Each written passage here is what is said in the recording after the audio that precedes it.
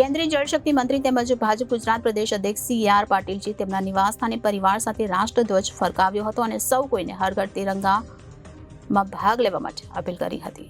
PM Modi 11 ઓગસ્ટે social media પર post કરતા લખ્યું હતું કે સ્વતંત્રતા દિવસ નજીક આવી રહ્યો છે તો આપણે સૌ મળીને હર ઘર તિરંગા અભિયાનને જન આંદોલન બનાવીએ. તો આ બાદ પીએમ મોદીએ પોતાનો પ્રોફાઇલ ફોટો બદલીને એમાં તિરંગો લગાવ્યો હતો તથા સામાન્ય માણસોને પણ આવું કરવા અને તિરંગા સાથે સેલ્ફી લઈ મોકલવા માટે અપીલ કરી હતી.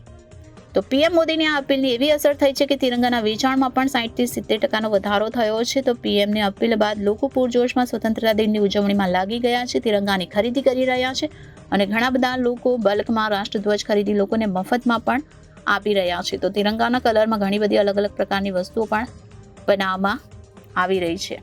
તો દેશનો 78મો સ્વતંત્રતા દિવસ નજીક આવી રહ્યો છે ત્યારે પીએમ મોદી દ્વારા હર ઘર તિરંગા અભિયાનને જન આંદોલન બનાવવાની અપીલ કરવામાં આવી હતી. તો આ અપીલ બાદ 15 ઓગસ્ટની ઉજવણીની તૈયારીઓનો ઉત્સાહ પણ વધી ગયો છે અને તિરંગાના વેચાણમાં પણ વધારો થયો છે. તો પ્રધાનમંત્રી નરેન્દ્ર મોદીએ વર્ષ 2022માં હર ઘર તિરંગા અભિયાન શરૂ કર્યું હતું અને તિરંગો લહેરાવાના બનાવવાના સહિત ઘણા બધા નિયમોમાં ફેરફાર પણ કર્યા હતા. તો કેન્દ્રીય જળશક્તિ મંત્રી તેમજ ભાજપ ગુજરાત પ્રદેશ અધ્યક્ષ CR પાટીલે પણ તેમના નિવાસસ્થાને પરિવાર સાથે રાષ્ટ્રધ્વજ ફરકાવ્યો હતો અને હર ઘર તિરંગા અભિયાન અંતર્ગત સૌ કોઈને આ અભિયાનમાં ભાગ લેવા માટે અપીલ કરી હતી.